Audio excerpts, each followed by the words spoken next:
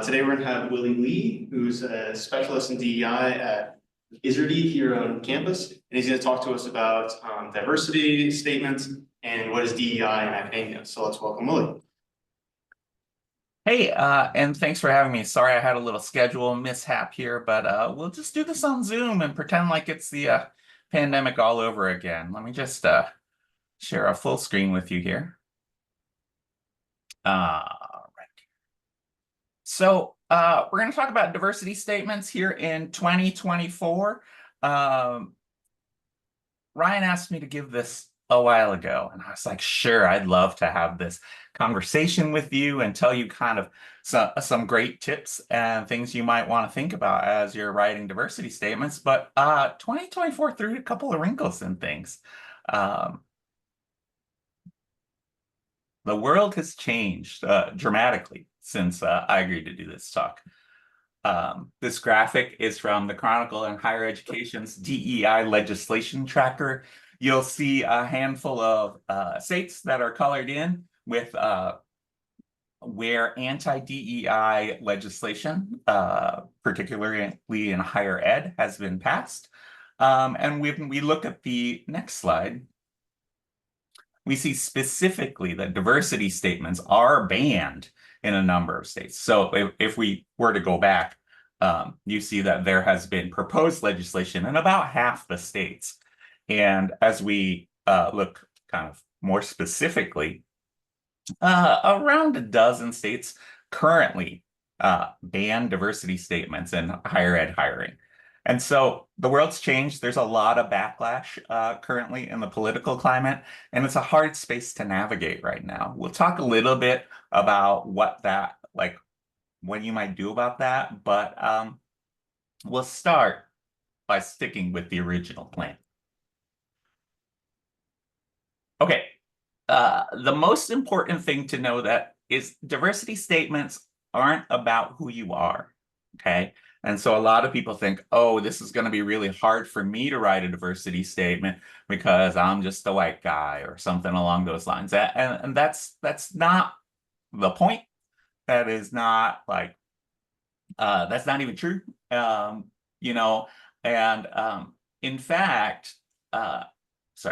fact, one of the worst things you can do is write a diversity statement just thinking that by simply being a person of color or by simply being marginalized in some way, that it's going to be super easy and that you've got this in the bag. That's pretty far from the case. So I want you to think about, how does your understanding of diversity affect your teaching, your research, and your service? We really break it down into those three things, and you don't have to cover them all, but I want you to think about how that goes into a larger picture as you're considering a diversity statement. So first, your understanding of diversity, right? Sounds pretty simple. We talked about how it's not about who you are, but that can be part of your understanding of diversity. So here I call it out as lived experience, but a lived experience that's not examined is really hard to write a strong diversity statement from.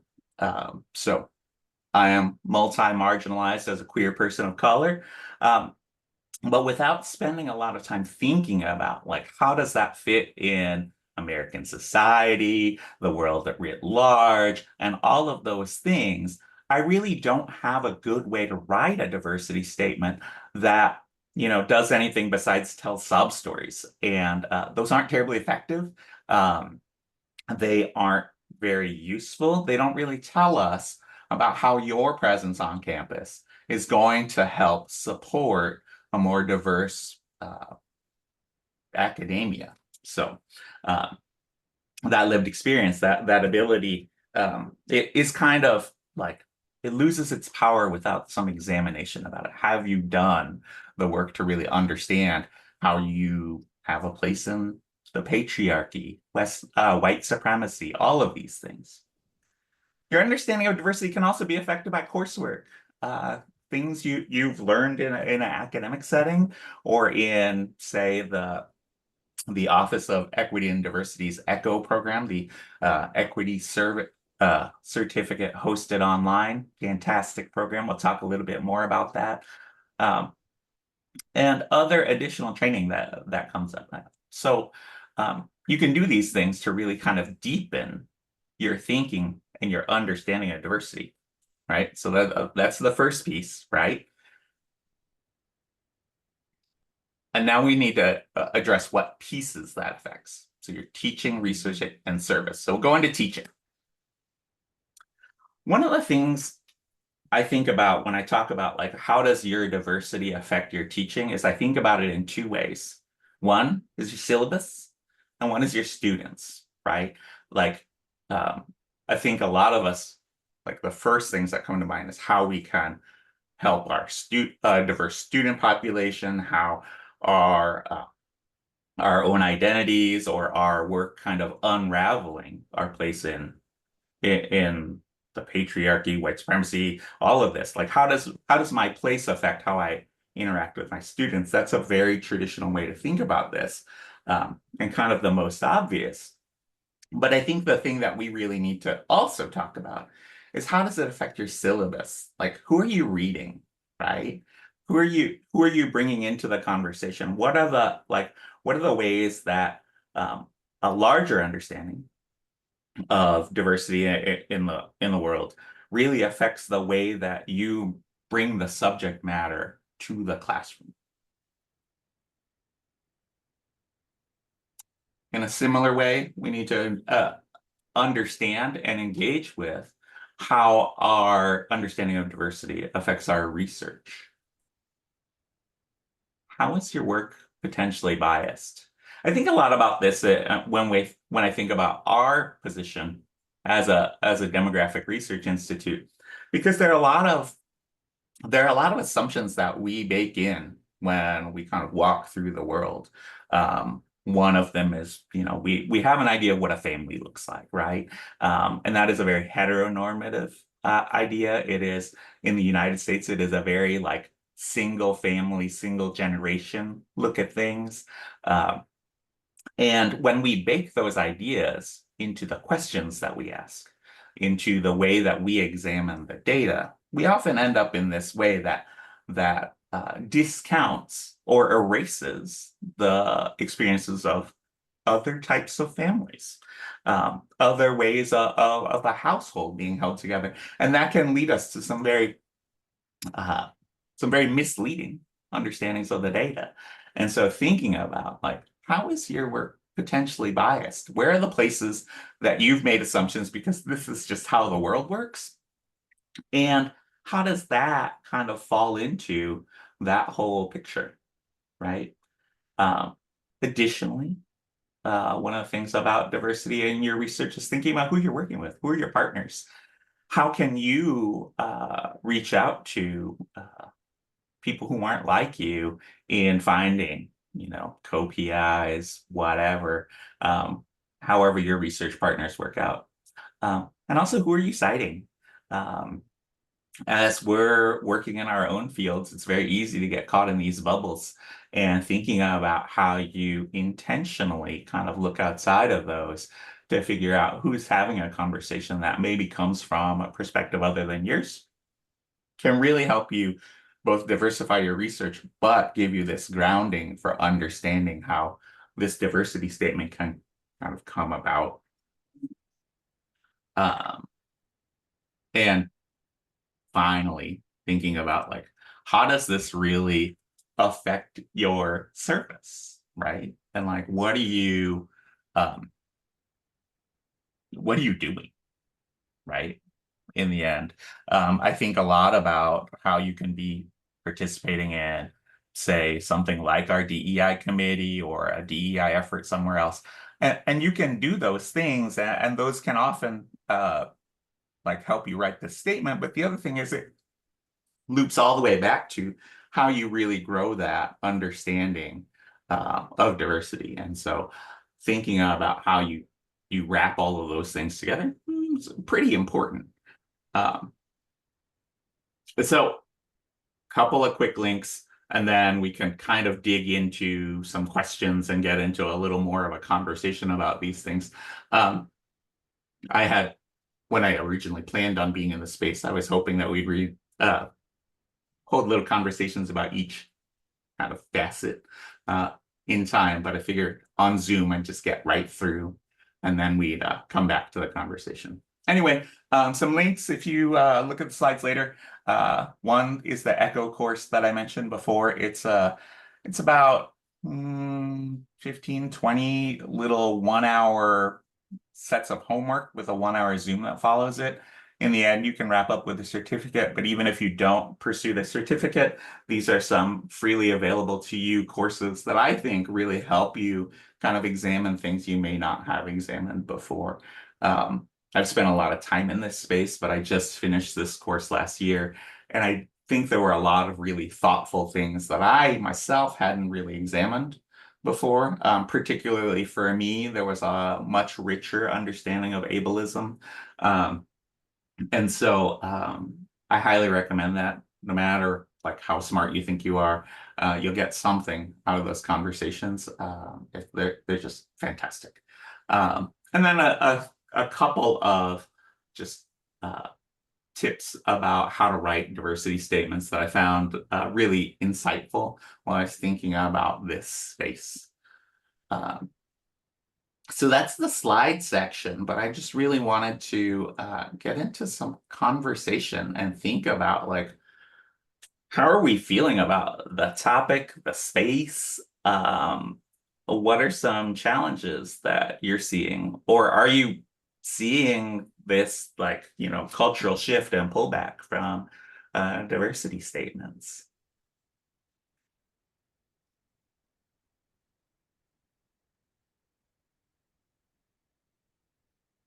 I'll ask a question. Can you hear her, Willy? Can you hear me? I can hear you, yes. So why are diversity statements banned in some states? Oh, why are they banned? You know why? Well, there are political things going on in the United States that make this a really divisive theme.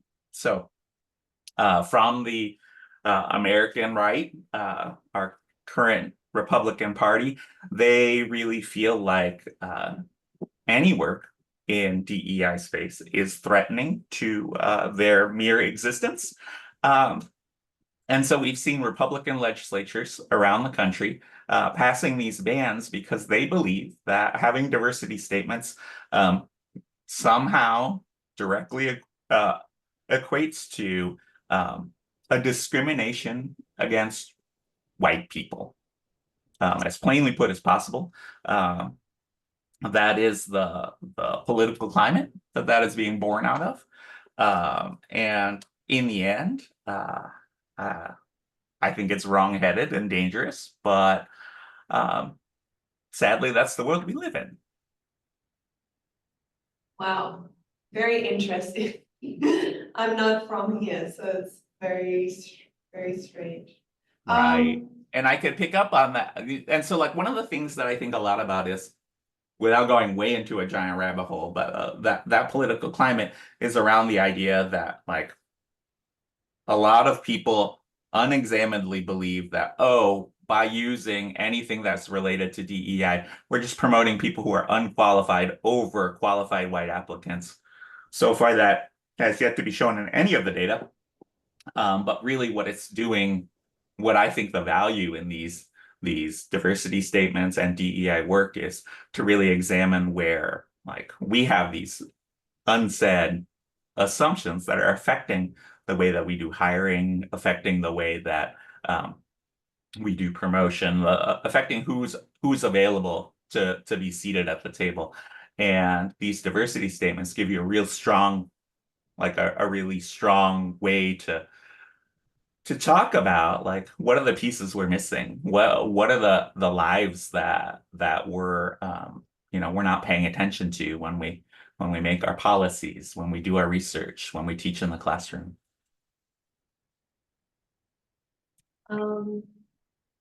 I've got another question if no one else has any, Sure. any questions. I was Yeah. wondering for the research part of the EDI statement, Mhm. when you talk to how your work has been potentially biased, Mhm. how do you think it's better to be very, I guess that's tricky because Mhm. what if you've made mistakes in the past? Is it better, I don't know, is it better to be very upfront about that and how you wouldn't do what you did before now because you learned this along your academic journey? Or is it better to kind of leave that out and just talk about what you do now to encourage diversity within who you work with and things like that? Yeah, that's a really complicated one. I think that like you'll want to figure out what that balance is, right? Like, so when you think about your publication record, and if you're looking at something that kind of feels like it's really the major part of that, like the foundational work of that, and you recognize that it has some sort of bias, but yet you haven't been able to publish something that kind of corrects that, well, maybe not corrects that, but like kind of starts to tell the other part of the story, and then it does feel a little fraught, right? And thinking about um, if that's a story you need to tell in your diversity statement, or if there's a different story that you have, might be a useful way to look at that. In the end, it's gonna vary based on committee, and like one of the biggest challenges is that we know that when diversity statements tend to be required, either they're like required across the board, or they're banned by legislation, or they're not required by the institution. So three different facets of that. But none of that really speaks to how the committee engages with that material. And so there are definitely hiring committees that I know of that rank them quite like positively and really use them and making their decisions. And there are definitely committees that think of them as formalities and just kind of quick skim them to make sure that people aren't, are following the requirements and aren't saying anything terrible, and that's that, right? And it's really hard to know without having a good sense of what that department is like or what that committee is like to know where that sits,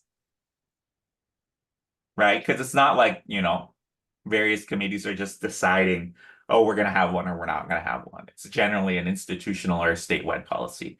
Um, And so how well that's weighted, how well that's taken into consideration, I couldn't tell you, right? It's going to vary so much case by case. Thank you. Yeah. Willie, I had a question for you. Yeah. So it seems like a lot of the time when I've talked about DEI with individuals, and this is a broader statement beyond just DEI statements to get a job, but just Mhm. DEI in kind of academia and the workplace.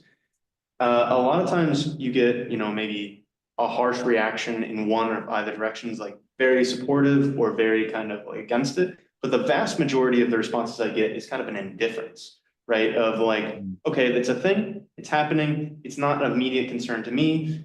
And right, given who I am, right, most of the people I talk to are white straight guys. So like they're also like, I shouldn't engage with this isn't my space. And I was wondering if you could talk a bit about like overcoming that indifference, right? Of like, how do you make this more of an incorporated component of this is what we do here. This is part of it. Yeah. That's that's a really interesting thing. And let's kind of untangle that a little bit, right? Like let's talk about how I approach my work, and then we'll kind of flip it over to your side of the universe and whatever. So like I've mentioned, I am a multi-marginalized individual, being a queer person of color, I'm gender non-binary, all of these things, and that just like it just shows that when I show up in a room, right? And I don't have a choice there, right? And the work that I do often engages with this, right? Like being the DEI specialist at ISRD isn't my entire job. I also hold a fancy technology job at the institute. But that, you know, I don't get to stop being me. It doesn't really work, right? And so like, how do I get engaged is a very different question than anyone else, right? Both from a structural power point of view, like it's kind of my job, but also from a who I am kind of point of view, right? But thinking about like, how do I, like on my side, engage the people who don't really care? I think about how we build culture, right? And so it is a very normal thing within the confines of like ISRD work to really think about that diversity lens, because we keep coming back to it. We reinforce that. And we really celebrate when people are doing a really good job of that, whether that's in social media posts highlighting great research, whether that's in how we really value the work that people might do that feels like it's outside of their specific lane, but does really good work in diversifying the field, supporting others, and what have you. Totally great, right? But think about it. I think one of the you break it into the like really cares about it, really against it, and this like soft middle, right? And one of the things I think a lot about is that it generally takes a fair amount of privilege to be able to sit in the soft middle, right? But the other thing is that in that unexamined space, two things are happening. One of which is you're already sitting on that privilege, you're not doing anything with it. So that kind of leans you towards this, like,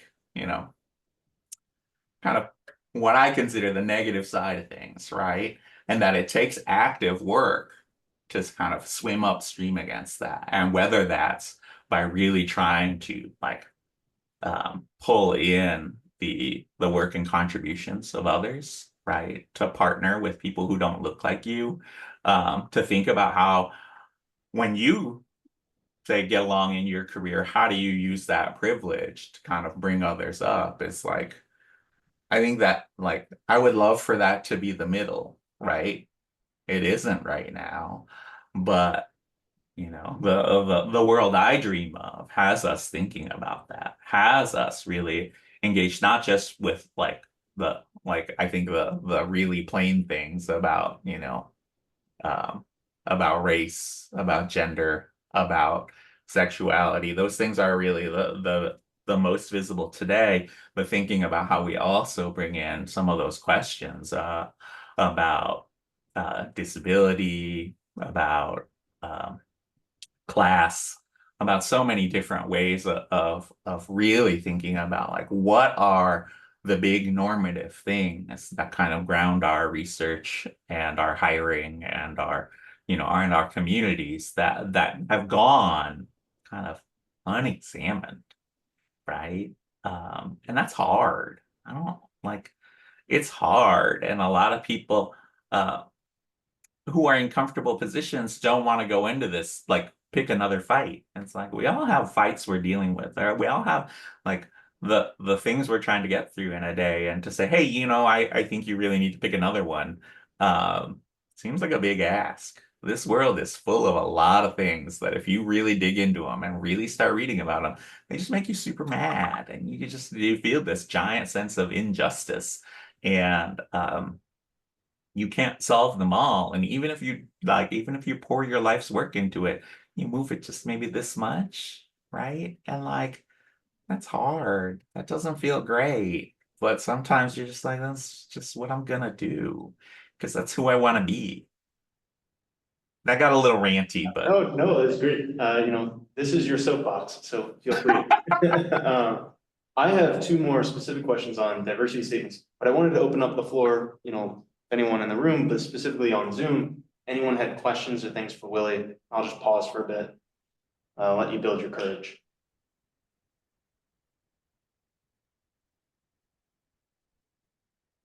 I'll ask another one, if that's okay, if there isn't anyone else. sure. Similarly, I don't wanna take up all the questions. So Willy, it's when you're at like the lower stages of academia, you kind of, it's hard to like, you're kind of fighting for yourself. It's hard to boost people up with you because you're kind of hoping to be boosted up, if you know what I mean. So although, yeah, I guess, and then when you're applying for these assistant professor jobs, you maybe haven't had as much opportunity to, create your own lab and choose who you work with as much as if you're at a high level. So in these statements, do you think it's okay to be a little bit aspirational as well and kind of say, look, here's the situation here's what I've done with what I've been like the opportunities that I've had. In the future, I hope to do X, Y, Z because these values are important to me. I plan to apply for research funding with these people, blah, blah, blah. Acknowledging that maybe up till this point, just because of academia, you haven't had the opportunity to like bring people up as much as you would have liked. No, absolutely. I think, I think we all recognize that early in your career, the amount of agency that you have and say building your lab or finding your research partners is on the small side, right? Like you've got your advisors, you've got your, you're working on your work in a greater scope, right? And that context really affects how much agency you have, and thinking about how you in the diversity statement can start to say, here are the things that I know are places that I want to work on this. I want to spend this time, whether that's in your research and diversifying who you partner with, or in service, and how you kind of work within the department and academia, or whether that's in developing your own syllabus and who you're reading and who you're citing. I guess that's on the research side, but all of that really starts to say at least that you've done the work to examine your spot in the world and how that fits in to all of this. But that does require doing the work, right? Like to know who are some diverse scholars in your field that you think are kind of doing the work. Well, not doing the work, sorry. Who are the scholars in your field who are bringing these other perspectives, right? And so like I think a lot about, a few years ago, one of our NPC members got a lot of attention and a lot of money, and she is a Black woman doing fantastic work in maternal health outcomes and public health. And when that money and attention came, everyone was lining up at the door trying to like get a piece of her time and getting her to collaborate on a project, right? And it's kind of like, it was really frustrating, right? On this, like, oh, now that A, I have a giant bucket of money, but B, also like I have some real attention and momentum. Like everyone wanted not necessarily to partner with her for her, but to partner with her because there's funds, there's attention and whatever. We still have to do those things, but it just, it was kind of a bad look for a lot of people, right? It's like, oh, now I'm thinking about that faculty member and I want to partner.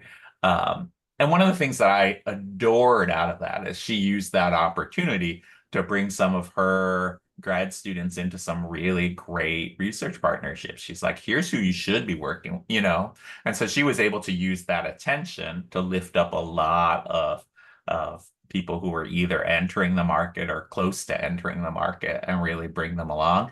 That was phenomenal work, and I really respect the effort that she put into that, rather than just blowing everyone off and saying, hey, that's your own problem. I'm not signing on to that grant. She was able to really bring up a lot of people into some pretty attractive proposals. Thank you. Yeah, I'll shoot my questions at you here. Yeah. Since no one else is jumping in online.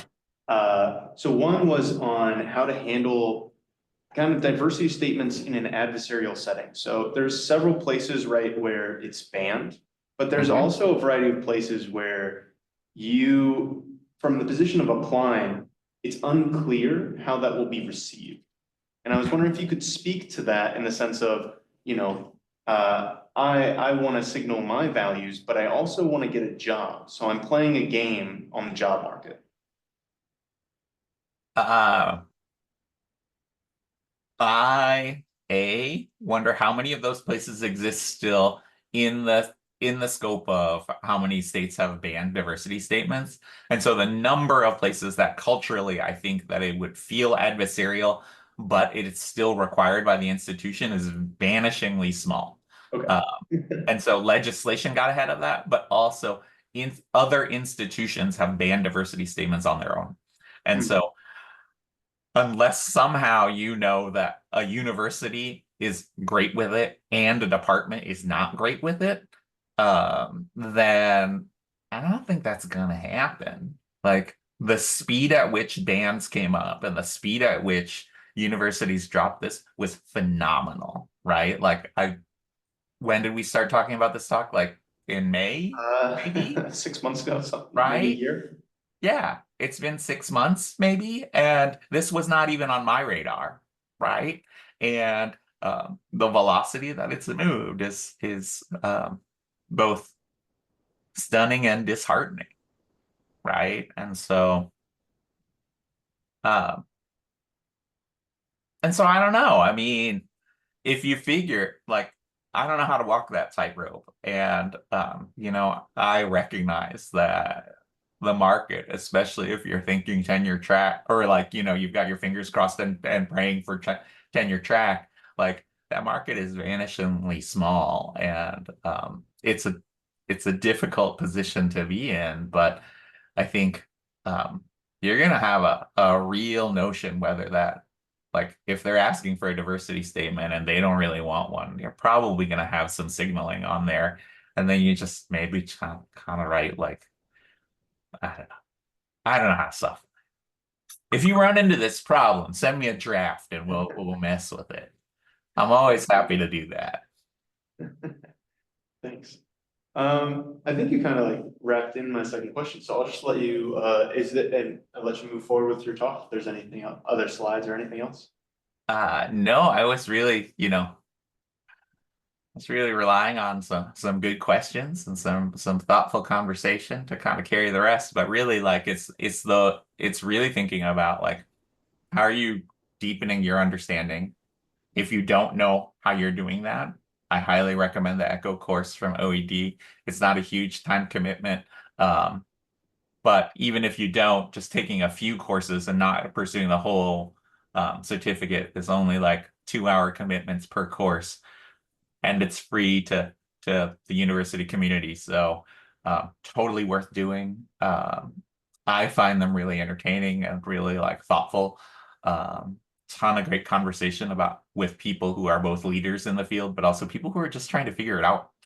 And so that examination of how diversity fits, and then in your statement, thinking about how you tie it to the classroom, your research, and service, like that, that's really the grounding part of how you're going to get about this, and all of that in the context of in a place that feels hostile to it, you probably won't have the right one.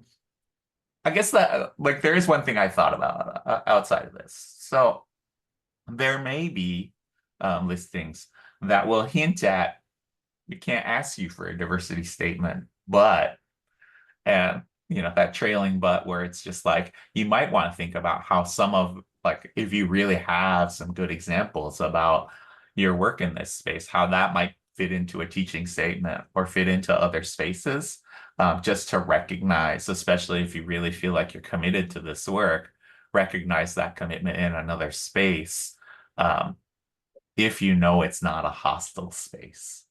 And that's hard. You're just really going to have to hope that like either your network has telegraphed that this is a really good idea for this committee or this department, or you just have a really good sense of that. Like I wouldn't just go doing that across the board, and not to stereotype the institutions that are in these states. But generally, if something's banned, and I wouldn't go wading into that in my teaching statement as a matter of principle, in a vanishingly small market, right? Like, it's a different world if you have all the choices in front of you, but we'll recognize where we are in this world.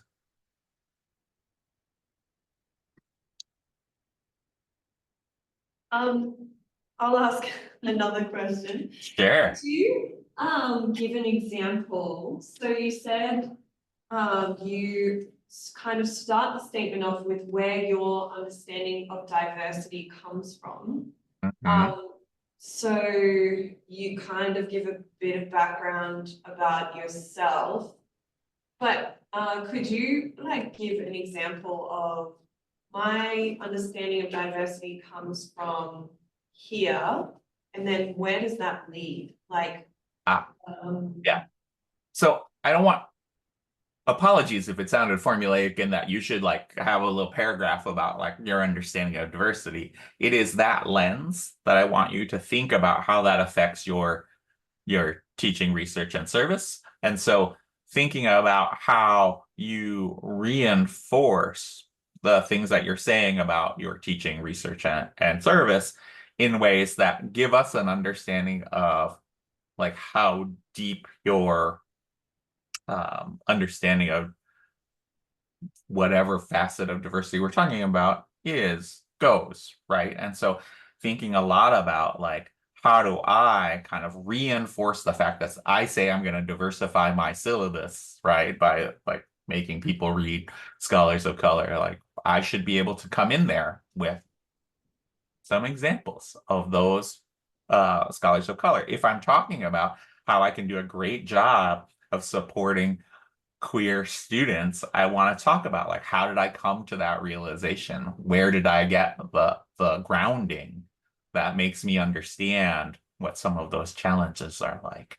And so thinking about how it's really just about like not just a fully aspirational statement, but really thinking about like not necessarily what's the evidence behind why you do something, but like what are the supports that you have coming into that help you have a nuanced understanding, to have a real sense of kind of opening yourself to those other diverse viewpoints. And so and that's a great way to say, talk about participation in the ECHO courses or a formative experience working in a culture not your own, or whatever, right? Like that's the lens I want you to look at understanding your understanding of diversity, kind of going right back to my first point, right? Like diversity statements aren't about who you are. They're more about like what understanding and learning have you cultivated? What work have you done?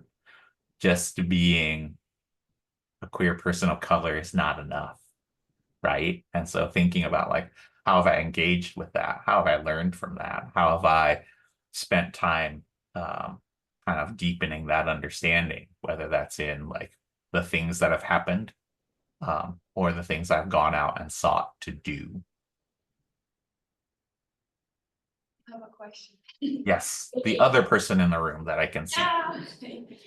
Willy, I have a question coming from a Central European country, but diversity is really low and inclusion is also really low. So how to start a statement when you're really like you don't have much experience with diversity, you realize that it's you've been working only with people who are very similar to you, and how not to sound pathetic saying that you really want to be open. Like, what would you recommend to such a person? Right.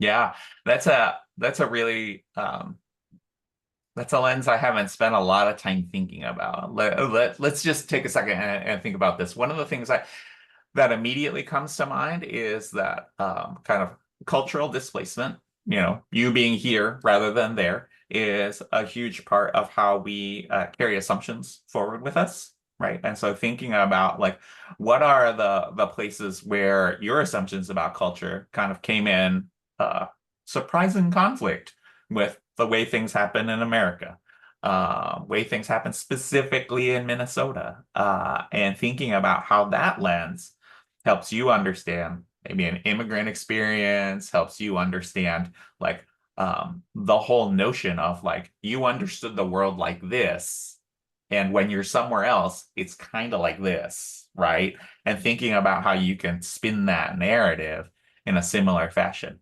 It's not to say that you, understanding Central Europe to America, understand the story of someone who comes from the global South and ends up in Minnesota, right? And that's not to say one is better or worse, right? Or like one has more privilege than the other. Just thinking about how those lenses make the experience different. And so I think you could write a pretty strong one saying, being being someone from outside the United States coming into the United States, I recognize that these things are different. And thinking about how I do the work to say, here are some things, here are some things I didn't know about US academia or living in the United States when I came here. And here's ways that I make that obvious, even though the room is 90% Americans, so that the 10% who are in the room get that message, right? I have a lot of people on my direct staff on my technology job that are not from the United States. And one of the things that I make it a habit of doing is explaining idioms and metaphors. Because they're dumb. English is full of these things that, like, if you know the words, it doesn't actually tell you what this person is saying. And so I spend a lot of time saying, wait, did you catch that? Because they said a thing and I'm not exactly sure it means what you think it means. And I do that because now I grew up in the United States. I was born here. And so I've been speaking English most of my life. But that lens, right, to know that these things like that I assume are normal might be hard for some other people helps level the field in those rooms, right? When I'm just like, wait, that thing was kind of nuancedly American. Can we just make sure everyone's on the same page about what's going on right now? Because yeah, I don't think that's what happened. Willy, Is that I'm going to helpful? throw one last question from me at least at Yeah. you, which was, I know a lot of students in our department end up going into the tech world, into the corporate world, right? So, Mhm. a vast majority, I think, actually of our students don't end up in tenure track. And I was wondering if you could speak a bit to like the two-pronged bit of that, of diversity in a corporate or like tech setting, and like how that is it important? Is it something that's talked about? And the second is maybe the soft notion of diversity statements when it's not in academia, and then like that other setting. I have never ever seen one in the tech world. Like I said, half of my job is in the technology world. A lot of my peer group of other technology managers that I spend a lot of time networking with or whatever, never engaged with the topic. And so that feels like a completely different world. For us who are working on diversity and tech, we feel like we are fighting from the trenches to try and make some things happen, to build these networks, to support each other. And so in the tech world, hardly any. You're not going to see it. You're not going to be asked to write it. If you want to do this work with me, let me know. I'm happy to I'm happy to engage and get you connected to some folks. In the corporate world, we don't see a lot of it either. And in fact, what we're seeing again from the same political pressures is we're seeing a lot of withdrawal from it. A lot of Fortune 500 companies have just kind of slashed or eliminated their work in DEI. And so it's a tough climate. And so I wouldn't expect that in any corporate or technology hiring anytime soon.